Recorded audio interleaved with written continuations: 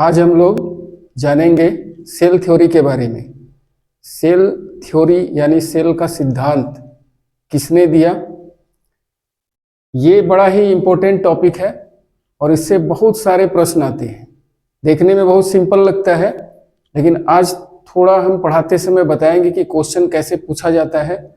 और यही cell theory हम लोग 8 क्लास में भी पढ़ते हैं, 9 में भी पहले पढ़ते थे, 9 में पढ़ते हैं, 11 में पढ़ते हैं, लेकिन और नीट के एग्जाम में भी इससे क्वेश्चन पूछा जाता है।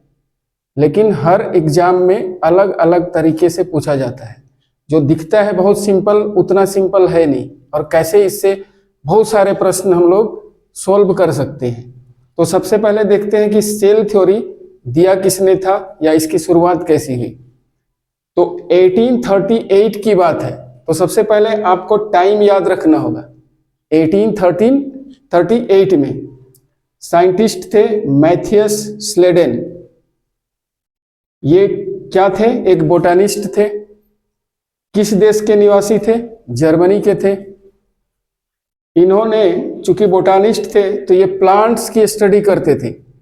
प्लांट्स के बारे में इन्होंने काफी स्टडी की और इनको पता चला कि plant tissues are made up of cells. Plant जो है, प्लांट के टिश्यू सेल से बने हुए। उन्होंने अलग तरह के तमाम प्लांट्स को देखा और जिस प्लांट्स की भी स्टडी किए, उनके टिश्यूज की स्टडी किए, वो सारे सेल्स से बने हुए थे। और उन्होंने क्या देखा? Different type of cells are present in plants. उन्होंने देखा कि प्लांट्स के जो सेल्स हैं वो अलग अलग तरह के हैं। मतलब एक प्लांट का टिश्यू अलग अलग तरह के सेल्स के मिलने से बना है। उसी समय के आसपास की बात है, जर्मन के ही एक जूलॉजिस्ट थे जिनका नाम था थियोडोर श्वान। तो वो चूंकि जूलॉजिस्ट थे, इसलिए एनिमल सेल्स के बारे में स्टडी करते थे, जानवरों के बारे में पढ़ते थे। उन्होंने देखा कि अलग अलग जो जानवर हैं एनिमल वर्ल्ड्स में, उनका ऑब्जर्वेशन किया और उन्होंने पाया कि वो उनका शरीर भी सेल से बना हुआ है। साथ में उन्होंने देखा कि cells had a thin outer layer. जो सेल थी उसके बाहरी साइड में एक पतली लेयर थी। ही ऑल्सो, उसको आज हम लोग प्लाज्मा मेम्ब्रेन के नाम से जानते हैं। तो उनके समय में उन्होंने जो देखा, उनने कहा कि सेल के बाहर में एक थिन आउटर लेयर है। आज उस आउटर लेयर को हम प्लाज्मा मेम्ब्रेन के नाम से जानते हैं। He also studied on plant tissues. अब यहाँ पर देखिए, उन्होंने प्लांट टिश्यू की भी स्टडी की। थे वो जूलॉजिस्ट, लेकिन प्लांट टिश्यूज के बारे में भी उन्होंने स्टडी किया। और किस कंक्लूजन पर पहुंचा? He concluded that cell wall is a unique character of the plant cells. उन्होंने देखा कि प्लांट सेल में एक रिजिड सेल वॉल पाई जाती है। अब यहां पर उन्होंने एक चीज और देखी कि that cell wall is not present, never present in animal cell. और इस तरह हम कह सकते हैं कि cell wall is a unique character of the plant cell. Cell wall जो होती है एक यूनिक कैरेक्टर है प्लांट सेल की। अब आपको प्रश्न कैसा पूछा जा सकता है? पूछा जा सकता है कि सेल वॉल के बारे में किसने बताया? जनरली हम लोग क्या सोचते हैं कि जो बोटानिस्ट होंगे उन्होंने सेल वॉल के बारे में बताया होगा, लेकिन सेल वॉल के बारे में थियोडोर श्वान ने बताया था, जो कि जूलॉजिस्ट थे, जो एनिमल्स के टिश्यूज का, एनिमल सेल का स्टडी करते थे। लेकिन उन्होंने सेल वॉल के यूनिक कैरेक्टर के बारे में बताया। आपसे पूछा जा सकता है कि इन दोनों का नाम देके पूछा जा सकता है कि इसमें बोटानिस्ट कौन थे, जूलॉजिस्ट कौन थे, वे किस देश के निवासी थे। पहले जो एनसीईआरटी की बुक है, जिसे जनरली सारे कंपटीशन में फॉलो किया जाता है, उसमें थियोडोर श्वान को ब्रिटिश नागरिक बोला गया है। लेकिन अब जो 2025 में जो एनसीईआरटी की नई बुक आई है, उसमें करेक्शन किया गया और बताया गया कि नहीं, ये जर्मन जूलॉजिस्ट थे। इसलिए अगर आप पुराना कंटेंट देखते हैं तो उसमें बहुत जगह आपको ब्रिटिश नागरिक इनको बताया जाएगा। ये भी एग्जाम में क्वेश्चन पूछा जाता है। तो इस तरह छोटी छोटी चीज जो है प्रश्न पूछी जाती है। अच्छा, अब इस बेसिस पर, on the basis of this Schwann propose the hypothesis that the bodies of animal in plants are composed of cells and products of cell. अब इस आधार पर, इस सिद्धांत के आधार पर स्वान ने ये हाइपोथेसिस दिया कि जो भी एनिमल्स हैं और प्लांट्स हैं वो सेल से बने हैं या प्रोडक्ट्स ऑफ सेल से बने हैं। तो ये स्टेटमेंट देके पूछा जा सकता है कि ये स्टेटमेंट किसका है, और ये स्टेटमेंट है स्वान का, ये स्लेडन का स्टेटमेंट नहीं है।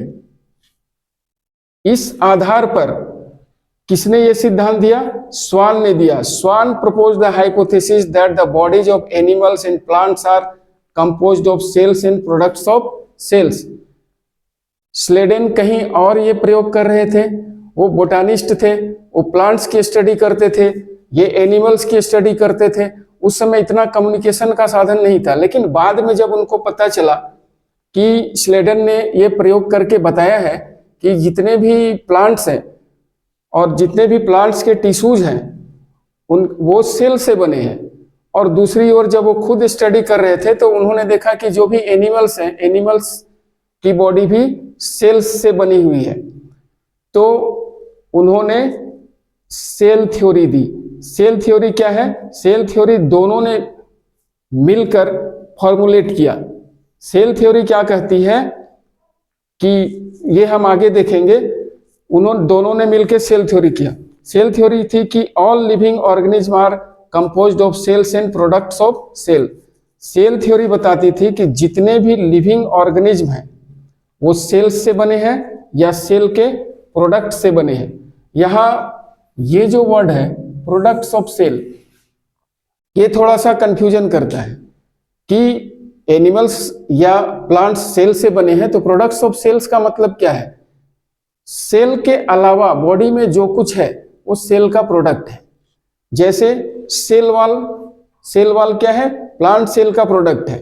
दो सेल के बीच में जो इंटर सेलुलर मटेरियल होता है वो भी सेल प्रोडक्ट्स कहा जाता है। सेल से बहुत सारी सिक्रेशंस निकलती है, मिनरल्स निकलते हैं, बहुत सारी चीजें निकलती हैं, उन्हें हम प्रोडक्ट्स ऑफ सेल्स कहते हैं। और दोनों ने, स्लेडन एंड स्वान ने मिलकर सेल थ्योरी दी। लेकिन सेल थ्योरी में कुछ कमियां थी। क्या कमियां थी? ये नहीं एक्सप्लेन कर सकता था how new cells are form, नए सेल्स कैसे आते हैं, नए सेल का निर्माण कैसे होता है, जन्म कैसे होता है, how they reproduce, how they multiply. तो 1855 में एक साइंटिस्ट थे रुडोल्फ विर्चॉ, उन्होंने काफी स्टडी किया, काफी रिसर्च किया, और उन्होंने एक सिद्धांत दिया जिसका नाम था ओमनिस सेल्यूला ई सेल्यूला। ये अक्सर एग्जाम में पूछा जाता है कि इसका मतलब क्या है।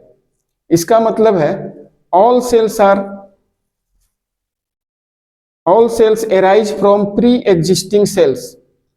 जो जितने भी सेल्स हैं आज वो प्री एग्जिस्टिंग सेल से ही उनका जन्म हुआ है। पहली बार उन्होंने एक्सप्लेन किया।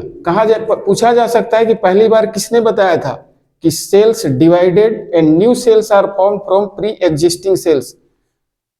पहली बार रुडोल्फ विर्चॉ ने 1855 में ये बताया कि जो नए सेल्स होते हैं वो प्री एग्जिस्टिंग माने पहले से अस्तित्व में मौजूद सेल के डिवाइड होने से ही बनते हैं। आपसे क्वेश्चन पूछा जाएगा who modified the cell theory, तो Rudolf Virchow modified the cell theory. इन्होंने सेल थ्योरी को मॉडिफाई किया और सेल थ्योरी को एक फाइनल शेप दिया। किसने फाइनल शेप दिया? रुडोल्फ विर्चॉ ने। कब दिया? 1855 में। उन्होंने ये जो स्टेटमेंट दिया इस किस लैंग्वेज में है? ये लैटिन भाषा में है। और इस तरह आज हम जिस सेल थ्योरी को जानते हैं वो सेल थ्योरी ये है, all living organism are composed of cells and products of cells. साथ में सेकेंड जो रुडोल्फ विर्चॉ ने दिया था, all cells arise from pre existing cells. आपसे पूछा जा सकता है कि सेल थ्योरी में क्या कमियां थी, सेल थ्योरी किस चीज को एक्सप्लेन नहीं कर पाता था। अच्छा, ये तो हो गई सेल थ्योरी की बात। तो क्या सेल थ्योरी के कुछ एक्सेप्शंस भी हैं? तो आपको हमेशा एक बात याद रखनी होगी, बायोलॉजी में कुछ भी फिक्स नहीं है, हर चीज का एक्सेप्शन है, क्योंकि बायो है जीवन का विज्ञान और जीवन रूल से बंधा हुआ है भी और नहीं भी है। तो सेल थ्योरी का भी बहुत सारा एक्सेप्शंस है, जैसे सेल थ्योरी वायरसेस, प्रायंस और वायरस ईटीसी ऐसे हैं जिन पर सेल थ्योरी लागू नहीं होती, और ये सब ए सेल्यूलर हैं। इनके बारे में हम लोग बाद में थोड़ा बहुत पढ़ेंगे और आगे नेक्स्ट क्लास में हम लोग आगे देखेंगे।